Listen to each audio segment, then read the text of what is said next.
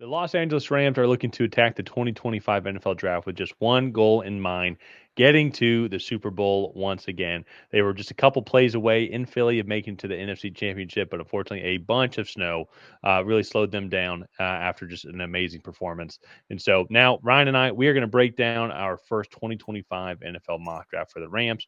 But before we get into that, if you like the content that we put out and you want to see the Tracy Take channel grow, the easiest way is hitting that subscribe button, tackling that bell to get notified when new videos come out.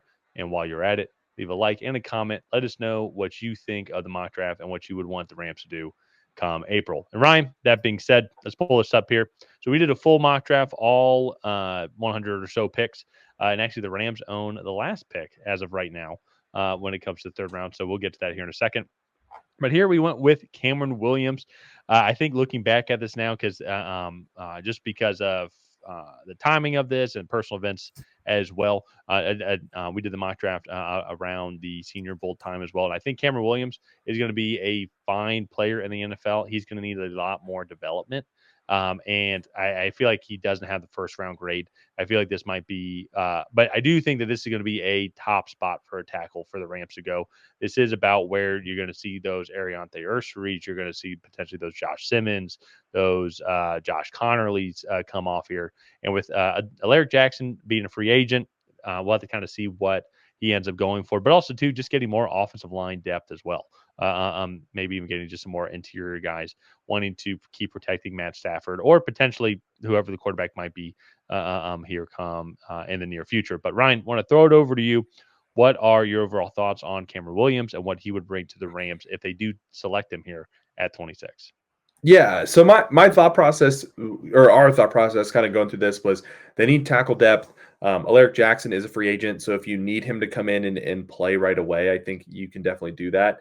But I also think you look at the physical traits of Cameron Williams, and like Ariante Ursary is a monster as well. Cameron Williams is even bigger, and he's just as athletic. He has fewer stance issues. To me, a lot of Cameron Williams issues are like just mental reps, like being locked into each and every rep. And it reminded me a little bit of JC Latham. JC Latham had much higher ceiling tape, like and showed that he could already do a lot of really good things. Where Cameron Williams, I think physically is at that level, but just not quite there yet on the actual football IQ. And so I think a team in the early second, early to mid second, I think will be very lucky that Cameron Williams falls to them as a developmental prospect. But I think for the Rams, especially if like let's say Alaric Jackson leaves in free agency, I think Ariante Ursary or a Josh Connerly Jr. would be a better option to come in and maybe play right away. But I like this pick. I do think like Siobhan Ravel could be another one where he unfortunately tore his ACL in August, and now he's probably not going to have any one senior year tape, but also miss out on the entire draft process as well. But that's going to be a guy that I think somebody falls in love with and gets a steal there as well. And with the news with Cooper Kupp coming out that the Rams will be trading him at some point in this offseason, I think getting a guy like Jaden Higgins, who can be a similar route running technician, obviously not to that level. Cooper Kupp has won Yeah. a lot of awards for his wide receiving capabilities, but Jaden Higgins, I think, can come in and be that like route runner style, move him around the formation receiver as well, with really consistent hands. So I think both of those guys would be good fits. One other option too, that now that I'm looking at their draft capital, I do think that this could be a potential trade back spot for the Los Angeles Rams. They do not have a second round pick. They have a third and then a projected compensatory third. And so they might not have a lot of options in that middle part of day two. But I know there are a lot of teams like the Patriots, like the Browns, that could be looking to move up to potentially make a second first round pick, and the Rams could capitalize on that and add a day two pick and maybe then like an early third round pick as well. So Yeah. and I do believe like if there are going to be a lot of trades in the first round, I do believe it is going to be around this time of like hmm, day two or round two teams want to get back up into the first round, and I could see the Rams potentially being that team here. They do like to actually trade back, also very similar to your New England Patriots, and they don't value the first round pick nearly as much, and they want to get a lot of day two, day three draft capital, which makes absolute sense because they've crushed their Oh draft. yeah, Like they might be the team that's dominated the draft the most over the past several years. And so it would make sense if there's not somebody that they like here.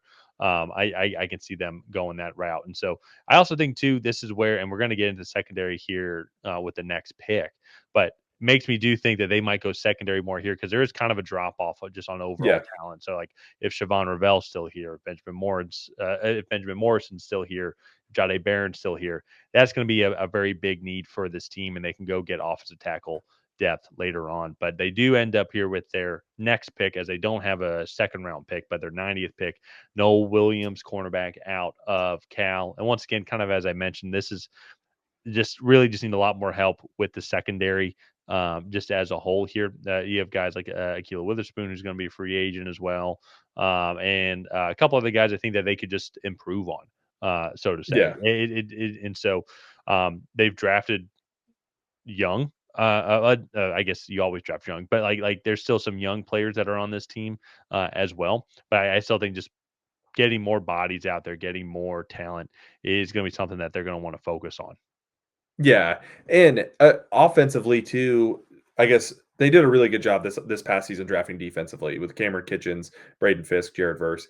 But offensively, I think they're in a pretty good spot. Matthew Stafford, Sean McVay schematically have that side locked down, and they it took them a little bit longer this year, but I think they finally got that side doing exactly what they want. Defensively, though, while they had great performances from those three rookies that I just mentioned, I do feel like if they can add some more into that secondary and really kind of polish off some of the Yeah. rough points of that defense, man, that could be terrifying. Because then you still have Matt Stafford, Puka Nakua. I believe Demarcus Robinson is back as well. They have a good tight end tandem there. Also, that offensive line was playing well. So like they have a lot of options there, and they can also get. I know Kyron Williams is playing really well, but they could also get a really solid like supporting cast of of multiple running backs on late day three if they so desire. So Noel Williams, though we haven't talked a lot about him.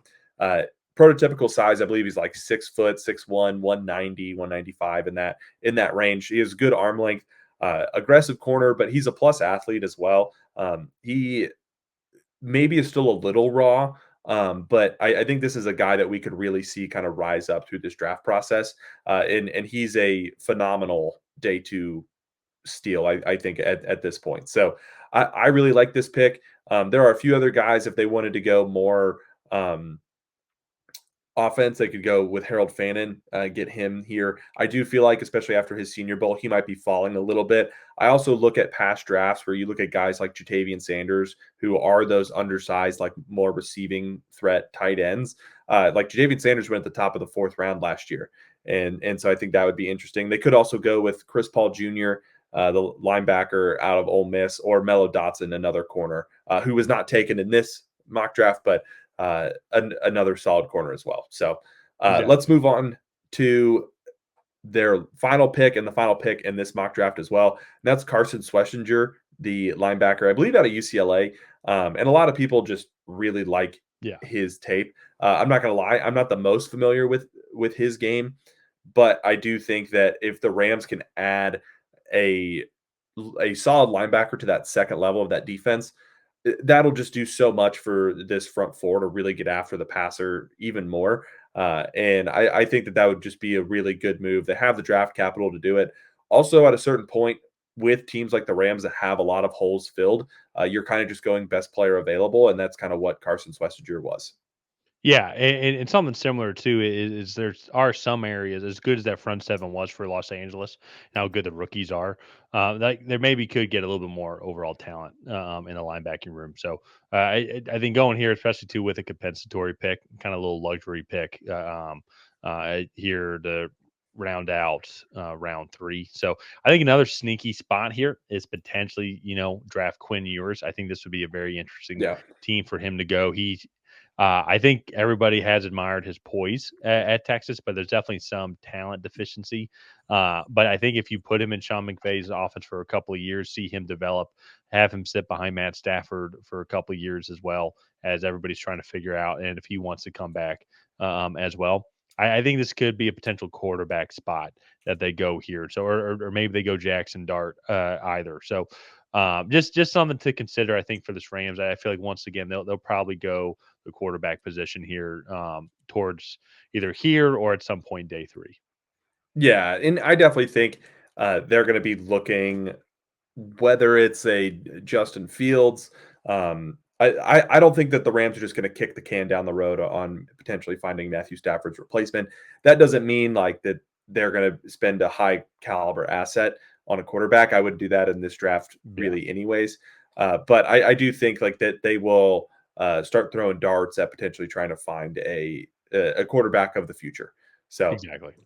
all in all, I think the Rams are in a good spot. I like they were like you said, a few plays away from being in the NFC Championship game, and I do like a lot of what they have going on. They are hitting the end of that Matthew Stafford era, so drafting players that can kind of maximize that window, I think is going to be really important, and I think we were able to do that here in this mock draft. So Yep. let's go ahead. Let's wrap up this video here. If you guys have not already, please go ahead and like and subscribe. That is the best way to help out the channel. While you're down there, leave a comment on what you thought of this LA Rams 3-round mock draft. Did you love it? Did you hate it? What would you have done differently? Other than that, we'll see you guys next time.